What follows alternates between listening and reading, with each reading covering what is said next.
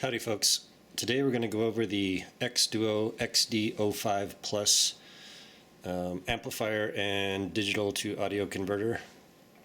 This little guy also runs with a Bluetooth module.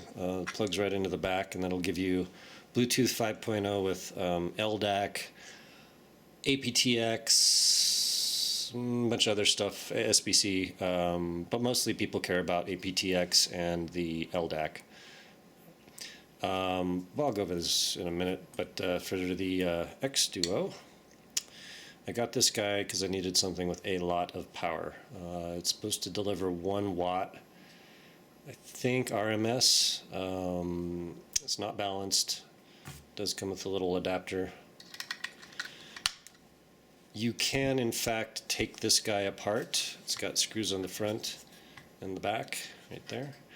And you can swap out its operational amplifier, the op-amp, which is another reason I bought it. It does have USB-C in that connects to your computer or phone or tablet. It's got a charge port as well, which is separate, so you can charge and connect to something at the same time. It'll tell you, it's got little activation LED here when it is plugged in. The link light will come on when it actually detects USB, and then the charge light obviously for charging, and then the light will go off when it's full. It's got digital input, which is not SPDIF, it's, oh god, I'd have to look it up again. But basically, it's like SPDIF. It's not, I don't think it's, yeah, it is optical.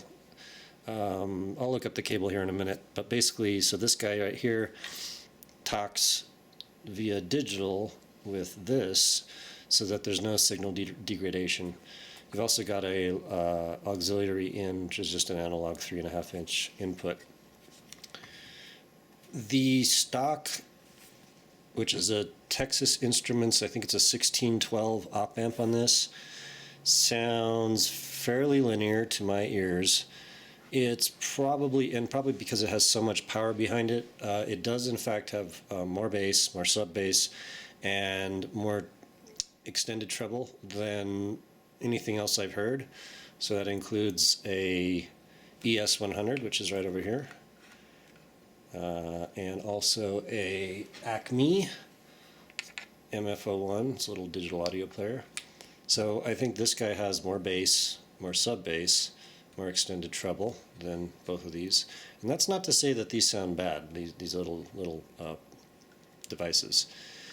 They sound great. It's just this thing takes that up a notch. Now the thing is though, certain IEMs have a synergistic effect with more bass, more sub-bass, more extended treble, or not. So, for instance, this guy right here, when I pulled it out of the box, immediately I found out that my most expensive IEMs, which are the Moondrop A8, sounded better with this than on any other device I own.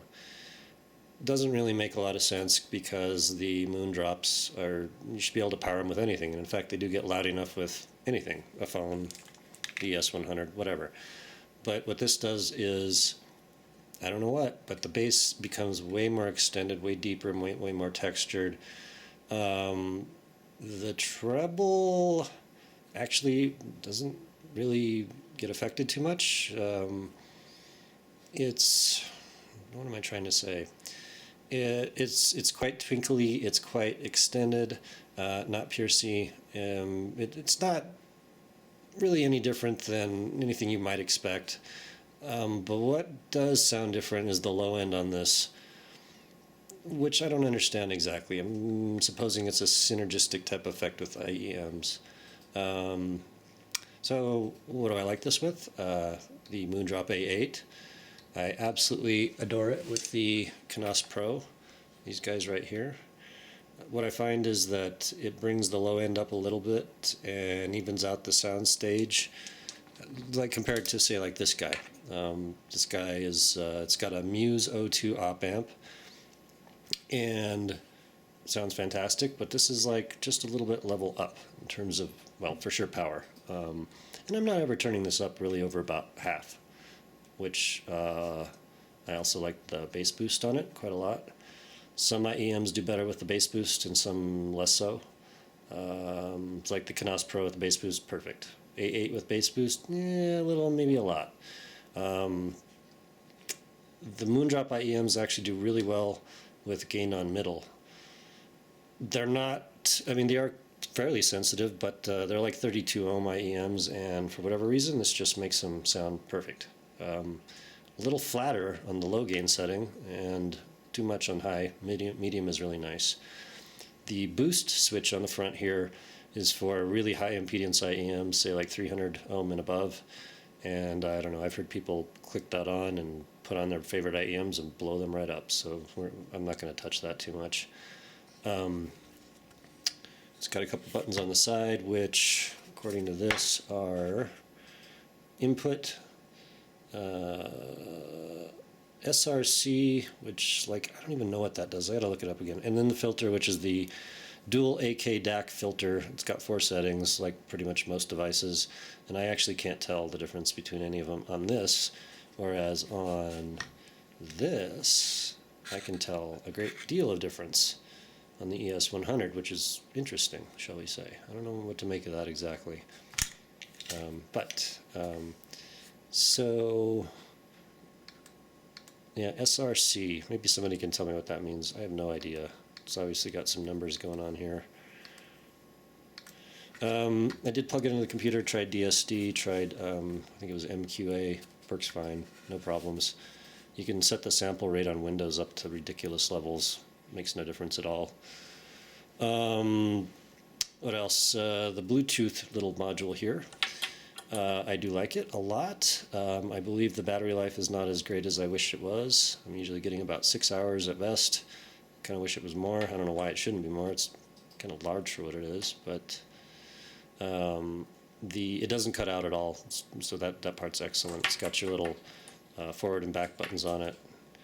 I think hilariously enough, it's actually got a microphone. This will work as for phone calls. I don't know why they did that. Don't really need it, whatever. And then play pause right there. And so one of the things people complain about is, like, when you plug this in, obviously you can't charge the thing or connect it to a computer, not that you need to, but you can do something like this, which is, let's see. Yeah, so that'll give you a charge port, and still works fine. This other plug right here is actually just to keep it sort of solidly connected to the housing. Yeah, whatever. So, nice little rundown. So, yeah, it's all about synergy, and then of course if you need like a lot of power with something. Let me see, the blondes don't sound as good with this as they do with this guy. No idea why. They sound bloated, messy, and tubby on this. I'll probably play with that a little bit more. So I have swapped the op amp with this and this. This is a Muse 02, and this is the TI-12 or 1612. You can swap them directly, and in fact the sound signature changes quite a lot and makes this sound like this with much more power, which is super interesting. I can hear the op amp change very, very well. It's not subtle whatsoever. From reading on the internet, it could either be that the circuit is designed well or like crap. I really don't know. But I do enjoy the change, and I intend to buy a whole bunch of op amps, which can be anywhere between like $5, actually really cheap, like $1, and $100. Burson makes some V5i, I believe, which will fit in this. Also, you can use a dual op amp. That's one chip, but for both channels, left and right, and then you can also use 2 monos, so 1 mono for left and right. But this isn't balanced. I don't think it makes any difference whatsoever. If anyone asks, well, does balance matter that much? Not when you have this much power. No way.